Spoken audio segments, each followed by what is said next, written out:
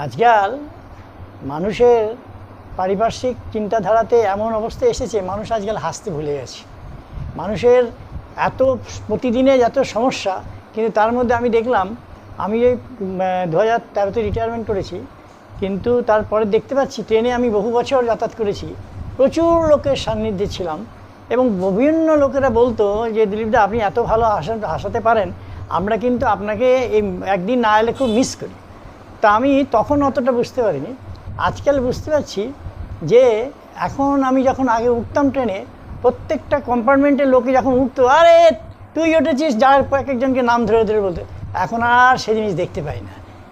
কারণ পরিস্থিতি আমাদের ডিজিটাল ইন্ডিয়া এমন করে দিয়েছে, মানুষকে এখন আর হাসি ঠাট্টা, মানুষের মিক্সিংটা টোটালটাই বন্ধ হয়ে যায়। এখন উঠলে পরেই দেখা যায় প্রত্যেকে যেন মনে হচ্ছে স্কুলে ফাইনাল পরীক্ষা হচ্ছে, সমস্ত লোক বসে বসে মনে হচ্ছে কোশ্চেন পেপারে যেমন দেখে, তার মন আর অন্যদিকে যায় না, মোবাইল ঘষছে, মোবাইলে ডিজিটাল সমস্ত পর দেখে যাচ্ছে। সে এত ব্যস্ত, তাকে যদি কেউ জিজ্ঞাসা করে, ও শঙ্করদা কেমন আছেন, মাথা নড়বে না। আরে শঙ্করদা কেমন আছেন, মাথা নড়বে না। তুমি একটা ধাক্কা দিল, হ্যাঁ বল, ও তুই কখন এসেছিস, ও তো আমি দেখতেই পাইনি তুই কখন এসেছিস। যাই হোক, এইটা হলো আমার আজকালকার দিনের যে এই 10 বছরের মধ্যে পরিবর্তনটা দেখতে পাচ্ছি। তবু আমি মাঝে মধ্যে এখন অনেকে মানুষ ভাবে এক নাগারে সংসার করতে বোর হয়ে যায়। মানুষের হাসি ঠাট্টা আনন্দ উৎসব এটা খুব প্রয়োজন মানুষের জীবনের, যে সুস্থ থাকতে গেলে। ডাক্তার সবসময় বলেন, যদি ডাক্তারের কাছে গেলেই জিজ্ঞাসা করে, ডাক্তার আপনার ছেলে কি বিদেশে আছে, বলে কেন না, তাহলে বলুন হাই প্রেশার সুগার তো কম্পালসারি। তখন বলছি, যখনই বললাম না ছেলেটা বিদেশে যাবে, ও যাবে করছে, তাহলে সুগার নিশ্চয়ই আপনার 120 নিচেই থাকবে, যদি থাকতো তাহলে এটা 160-170-এ যেত।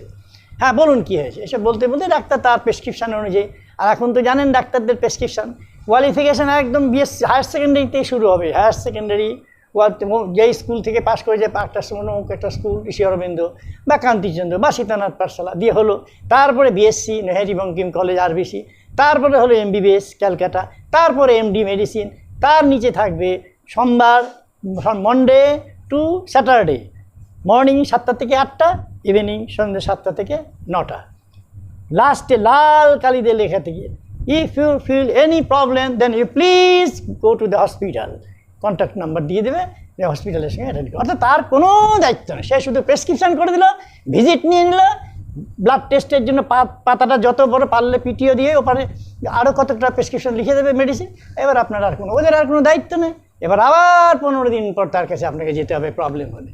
নাম লেখাবার সময় আপনি দেখাবেন, সুন্দর দেখাবেন, ভিজিট দিলেন, দিয়ে দেখালেন, কিন্তু আবার রিপোর্টিংটা আপনাকে করতে হবে পরের সপ্তাহে যখন রিপোর্ট, তাতেও আপনাকে নাম লেখাতে হবে, ওখানেও সিরিয়াল, নাম্বার ছাড়া দেখাতে পারবেন। আমরা কি করতাম, আজকের এক টেস্ট করতে দিল, কালকে পরশু দিনের রিপোর্টটা কি দেখাতে পারতাম। এখন সেটা চলবে, যে যত বড় ডাক্তার তার তত নাম পড়তে থাকবে। সুতরাং আজকালকার দিনে সেই জিনিসটা দেখুন, ব্যস্ত মানুষের সব কিছু ব্যস্ত। আমার মেয়ে, আমার একমাত্র মেয়ে, সে তার যোগ্যতা, সে যথেষ্ট পড়াশোনা করেছে, সে তার কোয়ালিফিকেশান যথেষ্ট বাড়িয়ে নিয়ে সে 3 দিন ধরে ইন্টারভিউ দিয়ে কলকাতাতে একটা প্রাইভেট একটা অফিসে চাকরি করে। ভালো প্রতিষ্ঠান, বাঙালি প্রতিষ্ঠান, সত্যিই খুব ভালো। আজ তার প্রায় 13 বছর হতে চললো চাকরি করছে।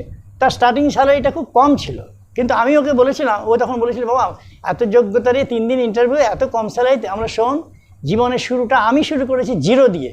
আমি 8 ঘন্টা করে ফ্যাক্টরিতে অ্যাপ্রেন্টিস কেটেছি, কোনো পয়সা পেতাম না। তখন আমি যখন বাইরে চাকরি করতাম, তখন ফ্যাক্টরির লোকেরা বলছিল, এই গোপ রেখে ওঠেনি, এখনও কিছুই নেই, চাকরি করতে এসছি কী করতে। তখন একজন বলে, আরে জানিস তো মাইনে পায় না, রোজ 8 ঘন্টা করে ডিউটি করে। কিন্তু আমার বাবা একটা কথাই বলেছিল, জীবনের শুরুটাতে আমার অ্যাপয়েন্টমেন্টে ছিল যে আমি যখন খুশি যাব, তখন খুশি আসবো। কিন্তু বাবার একটা অ্যাডভাইস ছিল যে তুই যেটুকু পারবি শিখবি, শেখার চেষ্টা করবি, একদিন দেখবি তুই এই ফ্যাক্টরিতে সবচেয়ে হায়েস্ট মাইনে নিয়ে যাবি। এবং সত্যিই তাই। আজকাল তো ছেলেমেয়েরা বাবাদের কথা শোনে না, এখন তারা তো অনেক জেনে গেছে না। কিন্তু আমরা কিন্তু তখন কিন্তু বাবার এই কথাটা মেনেছিলাম, এবং সেই মেনে আমি ফ্যাক্টরিতে সারাদিন সমস্ত ডিপার্টমেন্ট ঘুরে সত্যি আমি ওই ফ্যাক্টরিতে অফিস ম্যানেজমেন্ট আমাকে গাড়ি নিয়ে বাড়ি থেকে নিয়ে যেত, দিয়ে আসতো, বলেছিল কোনো অসুবিধা হলে আমি আছি। এবং আমি ওখানে প্রায় 1.5 বছর 2 বছর চাকরি করি, তারপর আমি অবশ্য কলকাতায় চলে আসি। আমার মেয়ে চাকরি পেয়েছে, 3 দিন ধরে ইন্টারভিউ দিয়ে ভালো কলকাতা অফিসে চাকরি পেয়েছে।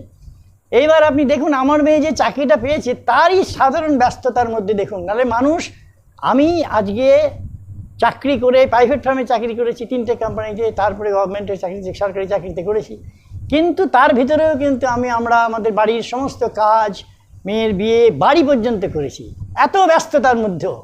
এখনকার দিনের আমার ব্যস্ততা যা দেখছি এই ডিজিটাল এই মোবাইলের জন্য, এখন এত বেশি, আগে কী হতো অফিস থেকে বেরিয়ে পড়তাম আর তো আমাকে পাবে না, তখন তো ল্যান্ড ফোন তো বেজেই যাবে, কেউ ধরবে না।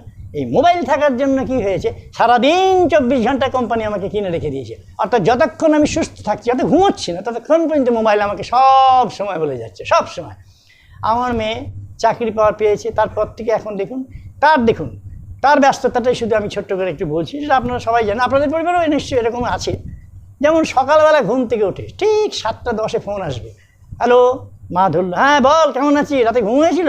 আর বলো না গো, কারেন্ট চলে গেছে, সেই রাত 11টায়, এসেছে ভোর 4টে, কী অবস্থা, সারা রাত ঘুমোতে পারিনি, এই এখন যাব অফিসে, কি বলবো বলো, আচ্ছা রাখি, হ্যাঁ, সারা রাত ঘুমাইনি, আর ভালো লাগছে না, ছেড়ে দিল। হয়ে গেল মায়ের সঙ্গে কথা। আবার 10:30 অফিস ঢুকে মা হয়তো ভাবলো কি মৌটা মেয়ে ফোন করলো না কেন, তারপরে মেয়ের ফোন, টিং টিং টিং, মা ফোনটা ধরলো, হ্যাঁ বল মা, পৌঁছেছি। আচ্ছা কী রে, মেট্রোতে কি ভিড় ছিল? তোমার আর মেট্রোর কথা জিজ্ঞাসা করার সময় নেই, মেট্রোতে কথা পরে বলবো, আমি ডাকছি, পরে কথা বলবো। আবার দুপুর 3টে, লাঞ্চ টাইমের সময় ফোন করছে, হ্যালো, মা কিন্তু চিন্তা করছে, মা 2:30টার থেকে চিন্তা করছে, মেয়েটা খেলো কিনা কে জানে, ভাবতে ঠিক ফোন চলে, টাইম কিন্তু ঠিক আছে, 3:15 ফোন, হ্যালো, হ্যাঁ খেয়েছি। তারপর মা বললো, হ্যাঁ কী খেলি, কী টিফিন আনলি, শোনো কী খেয়েছি, কেমনভাবে খেয়েছি, কখন খেয়েছি, এত প্রশ্ন করো না তো, আমার এখন মিটিং চলছে, রাখলাম। হয়ে গেল।